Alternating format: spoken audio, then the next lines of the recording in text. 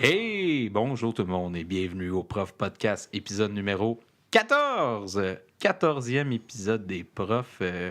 Si vous écoutez depuis le début, félicitations, merci de nous suivre. J'ai avec moi cette semaine deux invités. Le premier, il a sa chaise officielle, le ténébreux Laurent Constantin. Bonjour, moi c'est mon 12e épisode, je crois, oui. 12e. Ouais, j'en ai raté un sur le e-sport et l'autre sur les défis d'être un nouvel enseignant. Je suis un nouvel enseignant, là, mais plus assez nouvel enseignant pour être un nouvel enseignant, c'est ça. Et j'ai avec moi Simon Laroche. Bienvenue Simon, ta première fois au podcast. Ouais, c'est pas vraiment la première fois. Je suis excité de savoir qu'est-ce qui va se passer, mais non, première expérience, j'ai hâte de voir ça a l'air de quoi. C'est une surprise. Ouais, quasiment. Cette semaine, le thème, c'est... on va y aller large. On le fait avant souper en plus. On va parler de bouffe et de santé à l'école.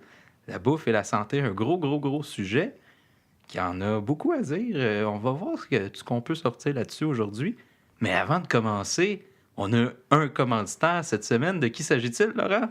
Il s'agit du Café Maréwa. Le Café Maréwa tient les enseignants en éveil. Effectivement, ils nous tiennent tellement réveillés. On les aime, le Café Maréwa. Figurez-vous que pour le mois de février, tout le mois de février, et même on est gentil à partir de janvier cette semaine, si vous allez au Café Maréwa sur la rue Cascade à Saint-Hyacinthe et que vous mentionnez le code promo suivant, j'écoute les profs podcasts, mais vous allez avoir un 10% de rabais sur votre commande. Alors, le code promo... Le code promo, j'écoute les profs podcast. Vous obtenez un 10% sur votre café, sur tout ce que vous voulez finalement sur votre commande au Café Maréwa. Certaines conditions s'appliquent, plus de détails en magasin. Merci! Alors, Café Maréwa tient les enseignants en éveil. Aucun achat requis. on devient de plus en plus sérieux au podcast, c'est pas drôle. OK, donc, la bouffe à l'école... Qu'est-ce que ça a de l'air en 2019? Qu'est-ce que ça a de l'air au Québec? On va faire un peu le tour de la question, comment ça se passe d'abord en cafétéria, tout ce qui tourne autour de la bouffe à l'école même, mais aussi sur l'éducation qu'on peut faire en tant que prof à l'école. Donc, deux gros sujets.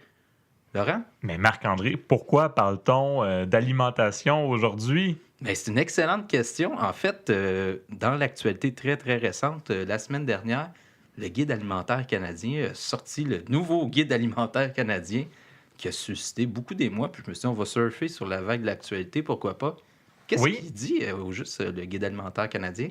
En fait, on a beaucoup entendu parler dans l'actualité du Guide alimentaire, qui est le premier depuis 12 ans. Là, le dernier datait de 2007, je crois, et qu'il a complètement éliminé tout ce qui est portions, réduit le nombre de groupes alimentaires qui était de 4 ou 5 à 3. Là. Donc, il reste seulement les aliments protéinés, les fruits et légumes, et finalement, l'autre, c'est les grains entiers. Okay. Voilà. Donc, le pain blanc, ça n'existe plus dans le guide alimentaire. En fait, ça n'existe pas, le pain blanc. Ouais. C'est juste une imagination. Mais même moi, quand j'en mange du pain blanc, je suis même pas sûr que ça existe dans ma bouche. Là. Il n'y a rien là-dedans. Et bien, c'est ça. On a surtout entendu parler de ça dans l'actualité parce que on considérait que les produits laitiers avaient carrément perdu leur catégorie. C'est ça.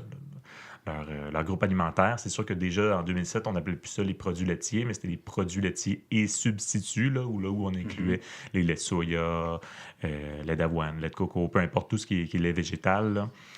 Donc voilà, maintenant, tout ce qui est fait à base de lait est inclus dans aliments protéinés.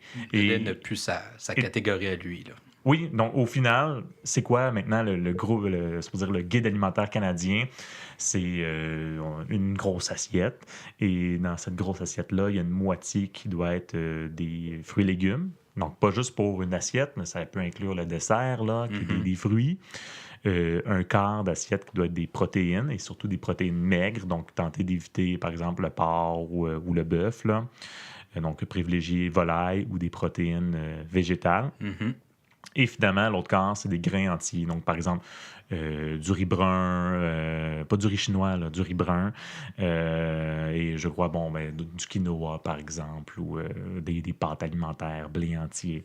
Donc, voilà, ça ressemble à ça. Et sinon, c'est des bonnes habitudes alimentaires, c'est-à-dire de prendre conscience de ce qu'on mange, manger avec des gens qu'on aime, cuisiner, regarder, si on peut dire, les ingrédients et fiches nutritionnelles. Donc, on n'est plus vraiment dans les portions, c'est-à-dire qu'il faut absolument que tu manges tes 7 à 8 portions. Proportions, Voilà, en fait. des proportions plutôt que des portions. Parce qu'à un moment donné, ils se sont rendus compte que les gens avaient un peu de mal à calculer que ce fruit-là, c'est une demi-portion de fruits et ce fruit-là, c'est 2 portions.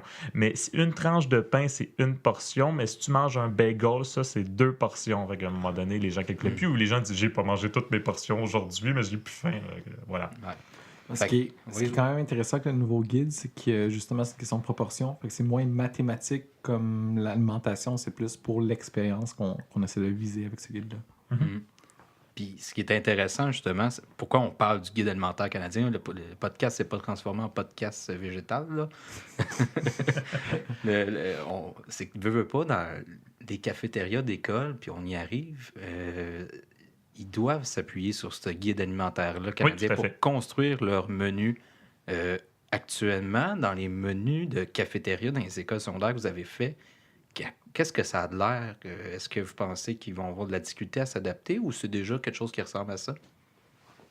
En fait, ça dépend dans les écoles dans lesquelles tu vas. Je dirais dans lesquelles je suis présentement, c'est relativement bien. Il y a plusieurs choix, mais pour connaître des gens qui travaillent dans les cafétérias d'école, c'est pas nécessairement proportionné. On y va vraiment. Il faut comme une portion de légumes par repas. Il faut une portion de protéines aussi. Donc, c'est sûr que ça va amener un changement, mais la variété est quand même présente. On essaie aussi d'être de plus en plus santé. Je pense qu'avec le nouveau guide, c'est quelque chose qu'on met de l'avant aussi, surtout plus santé. Parce que je pense qu'il va toujours y avoir dans les cafétérias d'école, là, c'est selon justement le traiteur. Là, pour parler à beaucoup de gens autour de moi, c'est toujours Chartwell qui revient, là, qui on dirait le monopole autant des cafétérias d'école que des résidences pour personnes âgées. Là. Mais je crois qu'il va toujours réussir à avoir un menu proportionné selon le guide alimentaire pour le repas du jour. Mais sinon, il y a tout le temps des options, sandwich, sauté, peu importe, des choses que, si tu veux manger ta sandwich puis tu veux pas de légumes dedans, ben pas de légumes, puis justement, ça respectera pas le guide alimentaire. Et tu disais, normalement, les cafétérias, autant école, mais on parle de résidence pour personnes âgées aussi, là, CHSLD, hôpitaux, doivent se baser sur le guide alimentaire. Mais ça a été dit dans les nouvelles qu'ils n'ont pas encore donné le délai de quand est-ce que je ne sais pas comment ça s'appelle, Alimentation Canada, là, ou Santé Canada. Santé Canada, probablement. Oui. Ils n'ont pas encore donné de délai de quand est-ce qu'ils vont donner, si on veut dire, le menu type pour les cafétérias. Donc déjà, il y a des recettes disponibles sur le site. Là. Il y a certaines ressources. D'ailleurs, j'ai moi-même déjà tenté une recette du nouveau guide alimentaire canadien. C'était très bon. C'était végétarien, curry aux lentilles et aubergines. Et je vous dis, pour 7 portions, ça m'a coûté 10,50 $. Dans ta face, Richard Martineau, mais...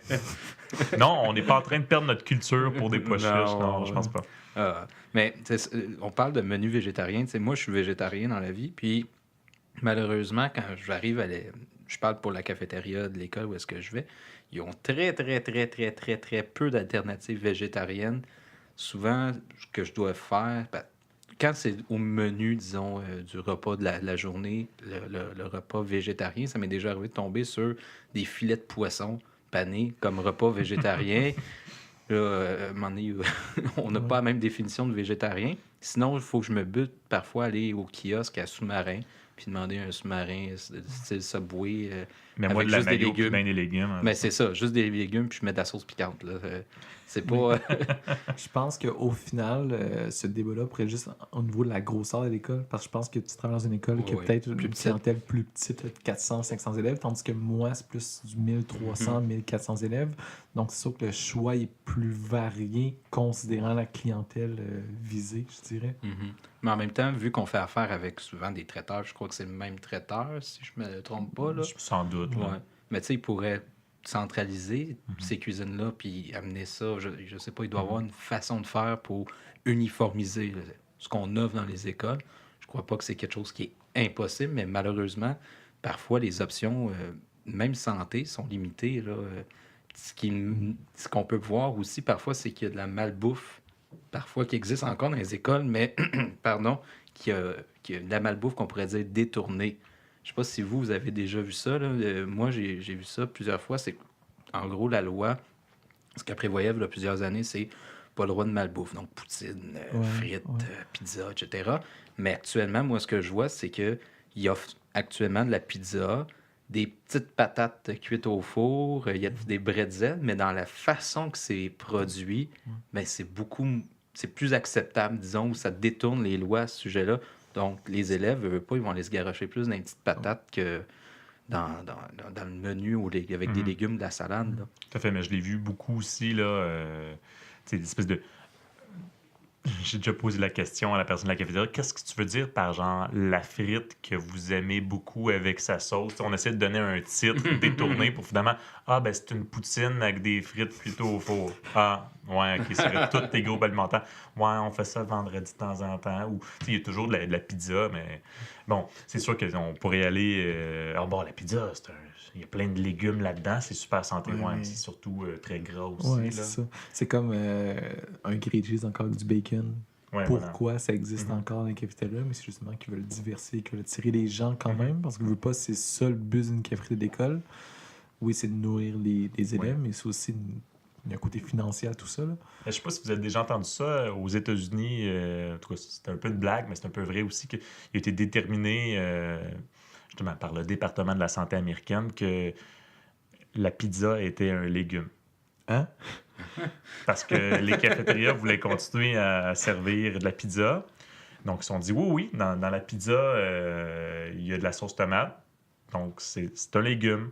Donc, vous pouvez continuer à servir de la pizza dans vos cafétérias. Donc, même si c'était une pizza, justement, juste pepperoni fromage, ben, ça compte, c'est santé, il y a des légumes.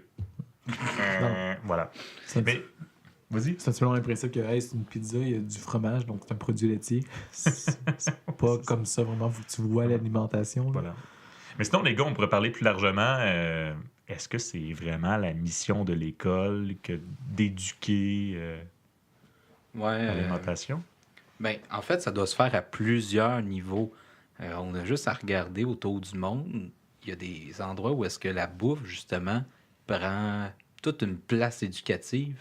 Je sais pas, Simon, si tu avais vu le documentaire de Michael Morse, Who Invade Next. Ouais, j'ai eu la chance de mettre la main dessus.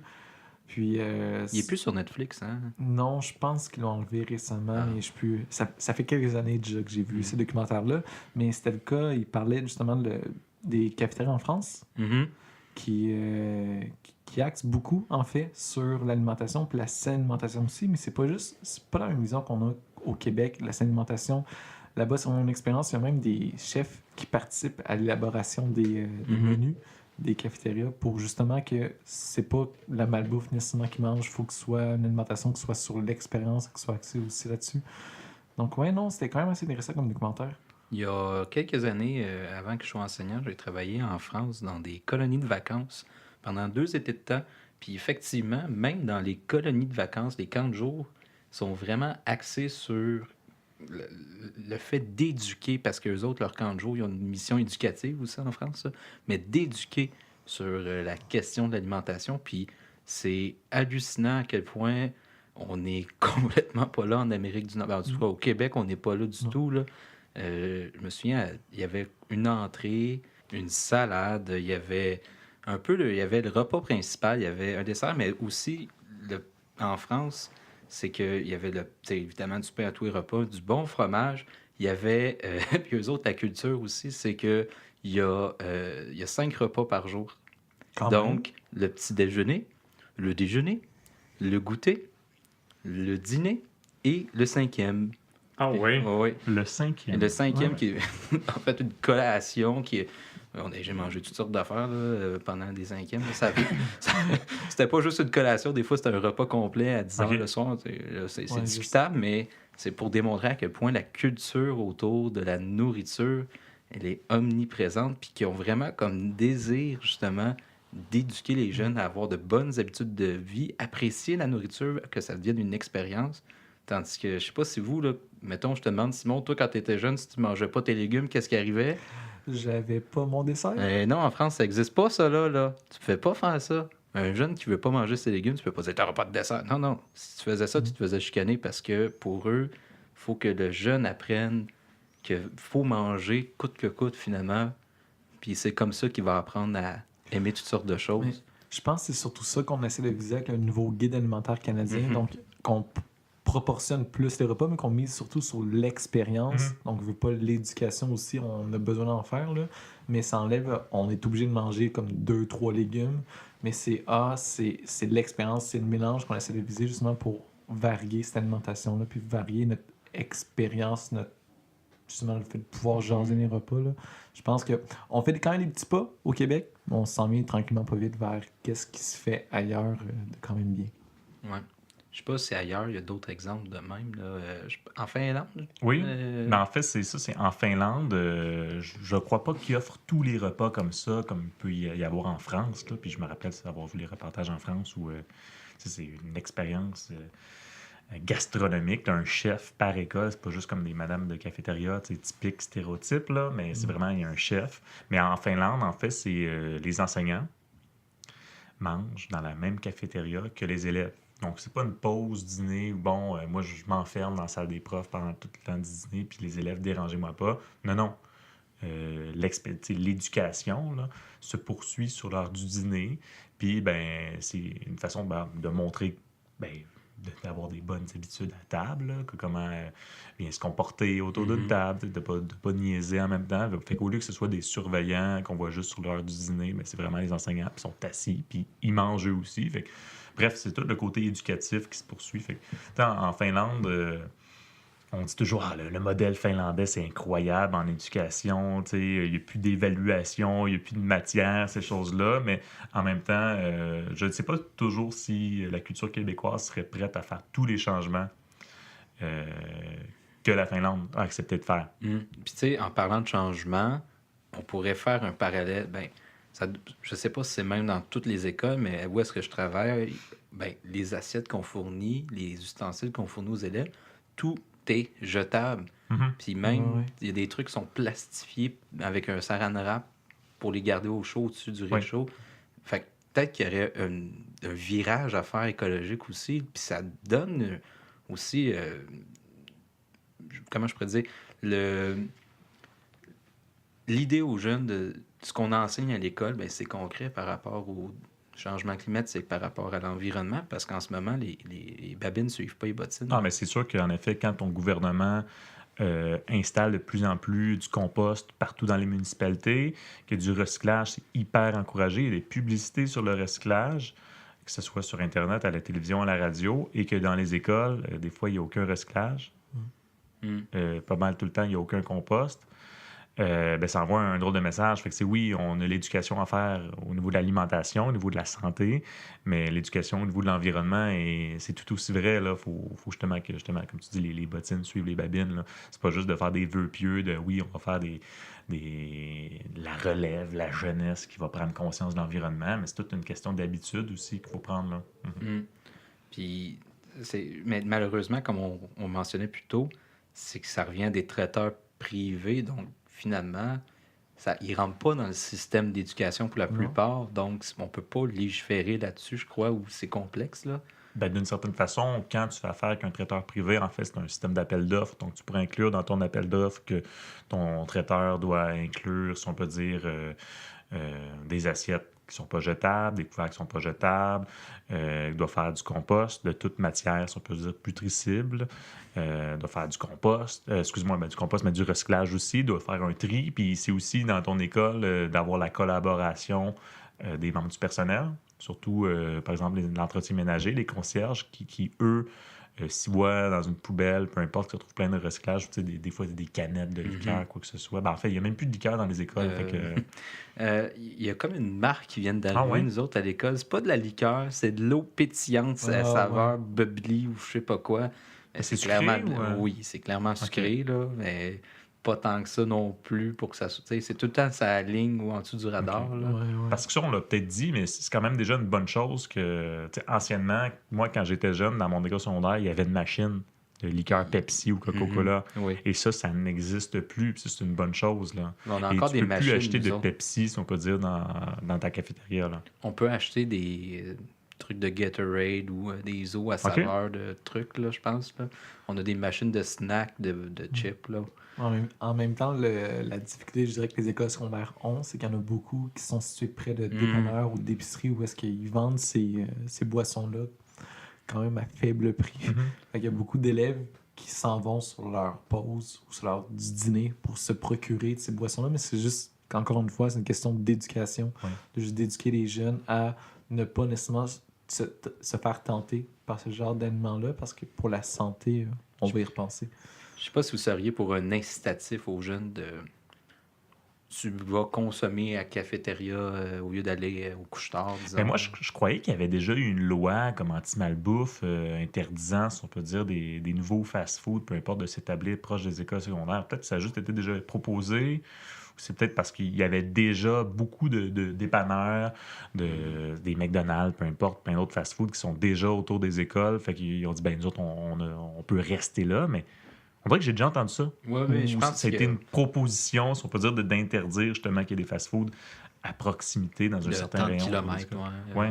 Parce qu'il y en a beaucoup, là. Écoute, nous autres, à l'école où je travaille, et Simon aussi, les dîners sont d'1h30. Et on le sait qu'il y a des élèves qui sont prêts des fois à faire quelque chose comme 20-30 minutes de marche juste pour aller chercher leur poutine ou leur hot dog, puis revenir après, là. Mais, c'est un problème. En même temps, Au moins, il marche. au moins, il marche. Oui, c'est vrai. Ouais. Ouais. C'est un autre gros débat sur tout ce qui est l'alimentation dans l'école. Si on regarde un peu plus la place de la santé, comment on traite l'alimentation à l'école, dans les classes, qu'est-ce qu'il y en est actuellement? C'est qui? Est-ce qu'il y a un responsable de la santé ou l'alimentation à l'école? Ou est-ce que nous sommes tous responsables? Je pense qu'en tant qu'éducateur, en tant qu'enseignant, on est tous responsables de l'éducation des élèves, mais souvent le volet de santé il est plus précis au volet d'éducation physique Et éthique. et éthique aussi. Ouais. Non, mais en fait, c'est les deux, c'est le développement personnel. ouais. Fait que ça touche un peu tout. Là. Aussi, ça dépend des enseignants, mais j'ai un cours personnellement en monde contemporain que veux pas, je parle des enjeux environnementaux, je veux pas la nourriture. Le coût environnemental de certains aliments est quand même assez élevé. Fait que je parle aussi de ma vie personnelle avec les élèves, que je fais une transition tranquillement peut-être vers le végétarisme. Là. On s'entend que c'est un très long shot, mais veux pas. Les élèves sont curieux, ils veulent en apprendre plus. Puis veux pas, j'essaie de plus en plus de recettes, puis je leur en parle. Là. Fait que ça fait partie de l'éducation dans son sens plus large. Puis si on peut juste, je veux dire, faire la pédagogie d'eux. Ouais, puis juste que les élèves, finalement, soient intéressés par ça, mais t'as rempli ta mission là, d'un certain côté. Ouais, c'est d'ouvrir les yeux de nos élèves sur certaines réalités, parce que, comme en fait tout à l'école, s'ils le vivent pas, si on peut dire, chez eux à la maison, on aurait réussi au moins une mission, justement, d'éduquer, de socialiser, voilà. Mais sinon, tu sais, on a comme rôle, comme chacun enseignant, vous connaissez peut-être les domaines généraux de formation. On a entendu parler une fois. Oui, dans le PFEQ qui fait quoi, 1200 pages, je sais pas. Là. Il y a un chapitre qui s'appelle domaines généraux de formation. En fait, c'est tout ce que les enseignants devraient enseigner de manière un peu transversale. On parle pas des compétences transversales, là, on parle pas de ça. À travers la matière. Voilà, donc puis il y en a un, domaine général de formation, c'est santé et bien-être. Puis c'est écrit, comment on fait pour développer ça? Donc c'est la conscience des conséquences sur sa santé et son bien-être de ses choix personnels. Puis là-dedans, c'est vraiment écrit alimentation, activité physique, mais aussi sexualité, hygiène et sécurité, gestion du stress et des émotions. Puis, en effet, l'alimentation, là, une bonne alimentation, je ne sais pas si vous êtes d'accord avec moi, ça a beaucoup de conséquences sur ensuite le stress, sur la qualité d'écoute, ces choses-là. Un enfant qui n'a pas mangé le matin, il n'écoutera pas beaucoup, il va s'endormir. Une grosse tâche qu'on a, je crois, puis je suis dans des classes team où est-ce qu'on parle beaucoup d'hygiène de vie avec les élèves, justement. Puis l'hygiène, c'est pas juste je prends ma douche, là. Quoique même des fois, c'est problématique, là. Mais c'est justement tout ce qu'il y a autour des bonnes habitudes de vie. Donc, bien manger, bien dormir, couche-toi pas trop tard, joue pas trop aux jeux vidéo. Puis inévitablement, les jeunes, à un moment donné, parfois, quand il manque de cadre, disons, à la maison, ben ça se ressent à l'école aussi. Puis, malheureusement, c'est là qu'ils vont basculer parfois dans des mauvaises habitudes, puis aller vers la facilité ou ce qu'ils connaissent. Des fois, ils connaissent juste pas ça, des légumes, là, c'est niaiseux, mais ils sont habitués, disons, juste manger des frites ou... fait qu'ils vont aller vers ce qu'ils connaissent, puis ça fait partie de notre job pour de pouvoir les informer là-dessus. Puis, on en parlait dans le dernier podcast, justement.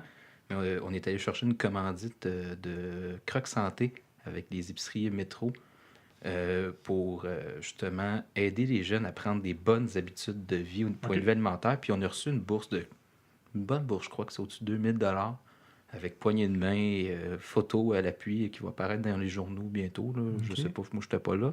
Mais c'est tout simplement dans le but de faire des activités alimentaires avec les jeunes parce qu'on a accès, heureusement, à des cuisines dans l'école. Oui, non, il y a beaucoup d'écoles qui sont équipées de cuisine, mais sont sous-utilisées. C'est quand même agréable. Depuis peut-être 2-3 ans, il y a un programme qui s'appelle les brigades culinaires qui incite les jeunes justement à faire comme...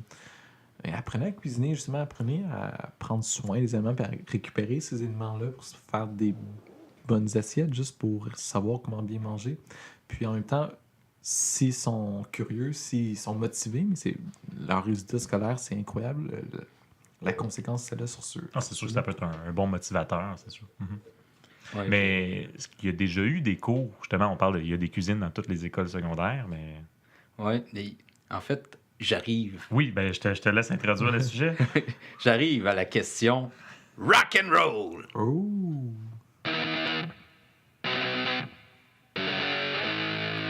Les gars, seriez-vous en accord de ramener le fameux cours de FPS ou est-ce que justement, ou économie familiale, on peut peut-être les mettre ensemble, ou est-ce que justement on apprenait aux jeunes à cuisiner, à faire des petites recettes simples parce que parfois c'est nécessaire de cuisiner. Est-ce que vous seriez en accord d'amener ce cours-là, quitte à couper des matières, des cours dans certaines matières? Moi, je suis 100% en accord. Enfin, l'économie familiale, c'est un cours qui se ferait en secondaire 2. Et aujourd'hui, on dirait qu'on a l'obsession que tous les cours, les nouveaux cours qu'on veut enseigner, c'est en secondaire 5. Éducation financière, c'est en secondaire 5. En monde contemporain, c'est en secondaire 5. On va également faire plein d'autres programmes. Ça va tout en secondaire 5, ce qui fait en sorte que, en plus, toutes les matières pour la diplomation, pour les examens de ministère, c'est en secondaire 5. Fait qu'à un moment donné, c'est déjà un peu jammé. Et l'économie familiale, c'était parfait, c'était en secondaire 2. Et ça te montrait à cuisiner, à coudre, à concevoir un petit budget, à te préparer déjà un futur appartement. C'est sûr que, tu as 13 ans, 14 ans, c'est un peu jeune des fois, mais ça t'introduisait à un certain bon mode de vie, une certaine éducation. Et je connais certains détracteurs, si on veut dire, de ce cours-là, des gens qui m'ont déjà dit économie familiale, là, c'était juste comme un cours où on te prépare à être pauvre plus tard, là, parce que tu vas être capable de coudre tes vêtements qui sont brisés, puis faire de la nourriture. Moi, j'étais comme, non, ça te sert pas à être pauvre puis de débrouiller, ça te sert à être débrouillé puis d'économiser puis de faire des choix éclairés, parce que quelqu'un qui va toujours au resto ou qui mange des choses déjà toutes préparées, c'est pas bon pour sa santé, mais c'est pas bon pour l'environnement non plus, là. Puis son budget non plus. Non, exact. Fait que tout ça, c'est là-dedans. Et moi, j'ai une collègue qui est une ancienne enseignante d'économie familiale qui faisait en secondaire 2, puis même qui avait une option économie familiale en secondaire 5 pour des gens qui voulaient comme se perfectionner dans certaines de ces pratiques-là. Et aujourd'hui, elle a repris ce cours-là qui s'appelle Vers l'autonomie. C'est un cours optionnel en secondaire 5. Et elle essaie d'améliorer le plus possible parce que, l'accès...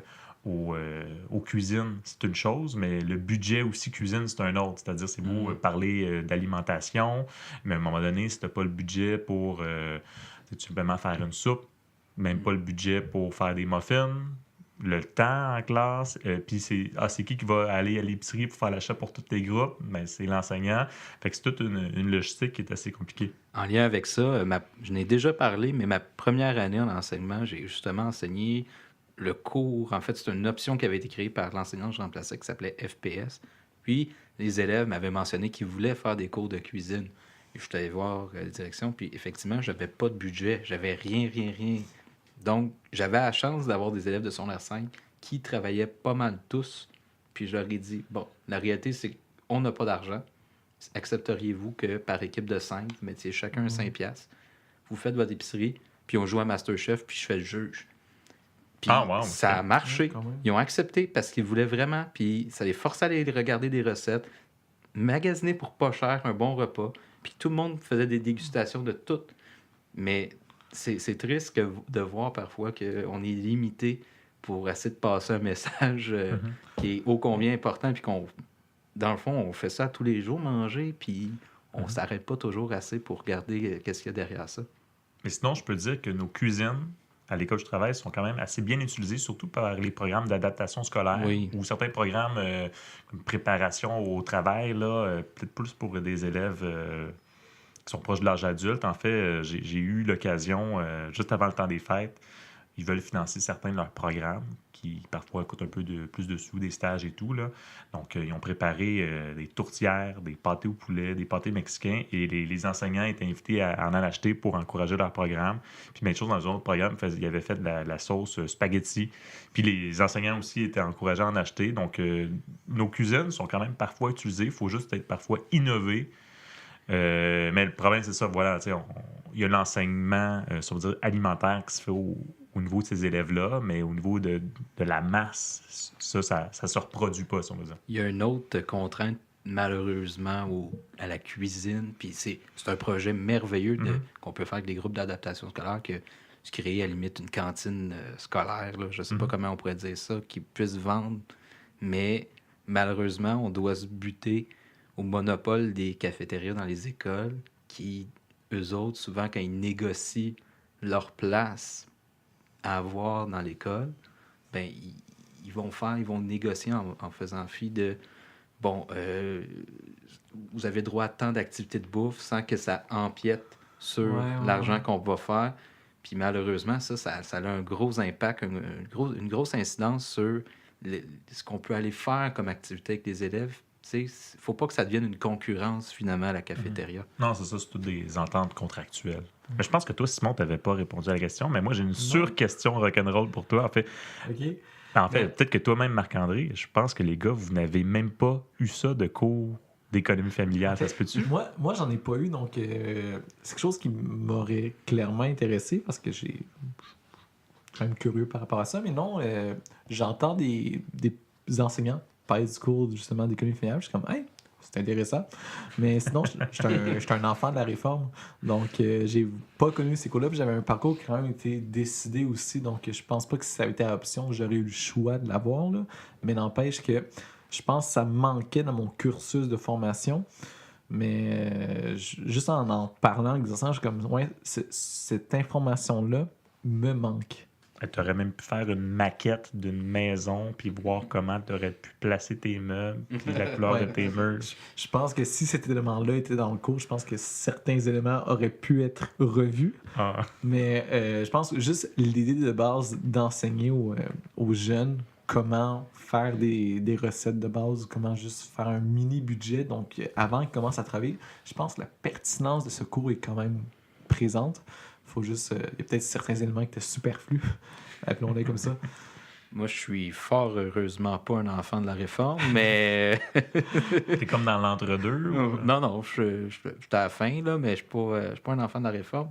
Mais je vais saluer les gens de Saint-Hyacinthe. Moi, je suis dans des classes que ça brassait pas mal, donc ils nous ont donné plus de sport pour couper justement économie familiale. Donc non, moi, j'ai pas eu de cours de cuisine. Quoi? C'est pas un cours obligatoire? Ça bardassait fort dans mes classes quand j'étais au secondaire. J'étais pas dans les groupes les plus reposants. Il aurait pas mis des couteaux dans vos mains, disons. On va couper des légumes. Puis des doigts. On était limité dans ce qu'on pouvait faire. Mais non, moi, j'ai pas eu de cours, malheureusement. Puis je pense que j'aurais aimé ça parce que je sais aujourd'hui, j'ai plein de lacunes. Là. Juste, j'ai la misère à coudre un bouton après mes chemises quand il tombe. Là. Ça marche jamais, ça tient jamais. Je sais pas ce que je fais, ça marche pas. Quand j'ai besoin de faire des barres, il faut que j'appelle mon père parce qu'il sait coudre. Sinon, je fais cramer de quoi sur le four, je crie après ma blonde. Là. J'aurais eu besoin de ça. J'essaye de suivre Ricardo, il va trop vite pour moi. Ça... je suis très limité, malheureusement, à ce niveau-là, mais j'ai quand même enseigné FPS. C'est ça qui est C'est un drôle. handicap que tu as eu, c'est ça. Ouais, une lacune. Tu maudis le ministère de l'Éducation. Ouais, de je pas t'avoir maudis. enseigné. Je maudis personne. Non, je fais pas ça. Mais je vais terminer sur une dernière chose. Le podcast s'achève. On pourrait parler du fameux club des petits déjeuners. Je ne sais pas si vous avez déjà vu ça dans vos écoles. À quoi ça ressemble? Parce que pour la plupart des gens qui peuvent nous écouter, qui ne sont peut-être pas dans le milieu scolaire, le club des petits déjeuners, qu'est-ce qu'il offre? Comment que ça marche? En fait, moi, j'ai même déjà fait quelques petits dons au club des petits déjeuners. Mais en fait, par expérience, là où je suis en ce moment, il n'y en a pas. Et on m'a déjà dit un petit peu que c'était à cause des ententes avec la cafétéria. Mais dans d'autres écoles où j'ai travaillé, en fait, ça prenait la forme que, bon, je pense pas que c'était réservé à certains élèves, là. C'était tous les élèves qui ne sentaient pas avoir déjeuné ce matin-là, étaient invités à la cafétéria ou un local juste à côté de la cafétéria. Puis il y avait tout plein de choses santé pour lesquelles ils pouvaient s'alimenter, là. Et c'est ce qui faisait en sorte que parfois, à la première période, j'ai certains élèves qui arrivent en retard, mais pour des bonnes raisons, c'est-à-dire s'alimenter puis être un peu plus éveillés par la suite. Mais c'est ça, c'est souvent c'est ciblé dans des milieux défavorisés. C'est surtout présent, en fait, dans les écoles primaires, là, mais il y en a aussi dans les écoles secondaires.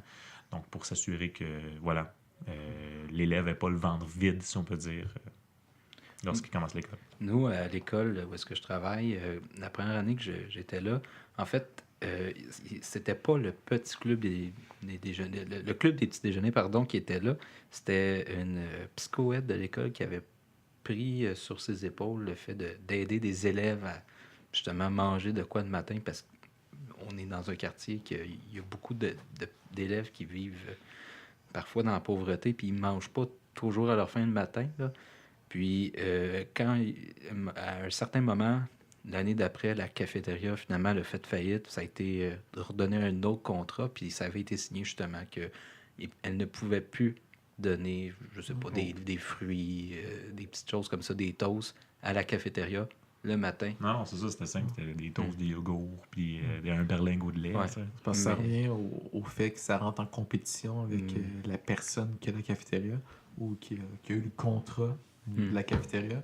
Mais à l'école où est-ce que je travaille, moi, en fait, où est-ce que Laurent et moi on travaille, il y a une fois par mois, en fait, on appelle ça des matins réconfort. Donc, c'est un petit peu le même principe que les petits déjeuners. Sauf que c'est vraiment l'ensemble de toute l'école qui ça va faire. Puis c'est un matin par mois qu'on offre des déjeuners, des petites collations aux élèves juste avant la période du matin.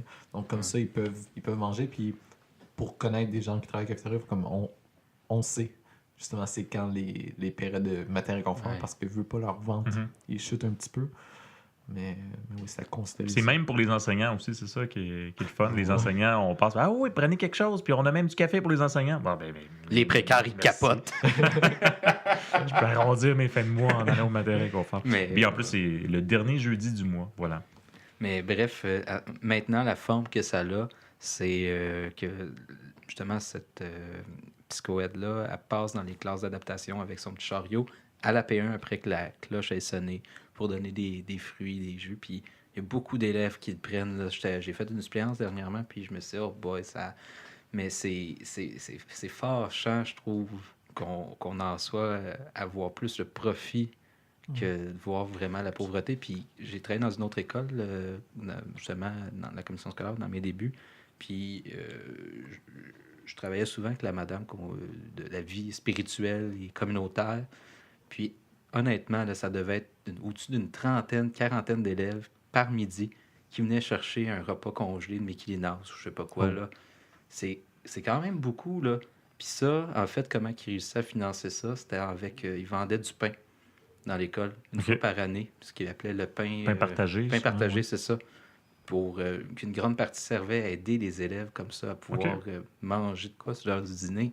Fait que c'est une réalité qui existe encore, malheureusement, puis que c'est pas réglé, là. Sinon, ça existe-tu encore, les fameux berlingots de lait le matin?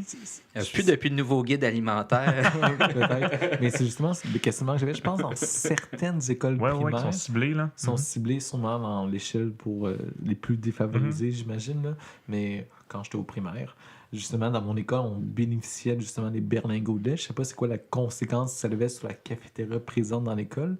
Mais moi, en tant que petit gars de 6 ans, ça me faisait plaisir de boire Ouais, un Ouais. petit berlingot le matin. Là. Moi, je sais que dans certaines écoles, ça avait carrément été coupé, tout simplement parce que souvent les berlingots n'étaient pas bu ou ils arrivaient puis ils étaient déjà expirés. Là. Ah, La date de péremption s'était déjà passée. Mais oui, mais pour en avoir parlé à certains élèves dernièrement, quand on leur parlait, je sais pas, en histoire de mesures de santé publique, ben voilà, ça leur faisait penser justement au fameux berlingot de lait qu'ils recevaient quand ils étaient au primaire. Là. Un bon podcast, les gars. Merci beaucoup, Laurent. Ben, ça fait plaisir. On a un petit peu sorti notre sujet, mais on... ben, c'était On quand réussit même l'alimentation dans son sens plus large aussi. Là. Tout à fait. Ouais, fait qu'on est quand même pas si loin de ça. Merci, Simon. Hey, ça me fait plaisir. Pour une première fois, je pense que c'est juste correct. C'était correct.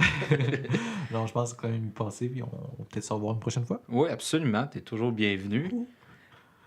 Si vous avez aimé le podcast, n'hésitez pas à le partager avec les gens autour de vous, soit sur les réseaux sociaux ou dans le bouche à oreille, avec les gens autour de vous. Parlez du podcast. Il y a de plus en plus de gens qui le suivent. On commence à le voir. On prend un peu plus de visibilité. On aime ça.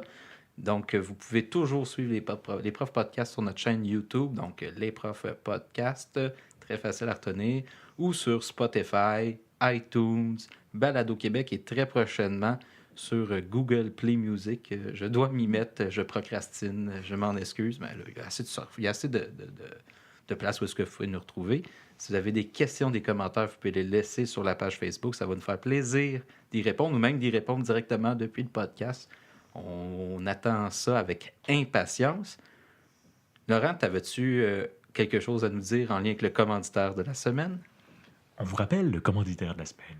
Café Marois tient les enseignants en éveil. Et on vous rappelle que si vous mentionnez le code promo « J'écoute les profs podcast », vous obtiendrez un 10% sur votre commande au Café Maréwa à Saint-Hyacinthe, sur la rue des Cascades. On vous souhaite une excellente semaine. Merci de votre écoute. À la prochaine. Bye!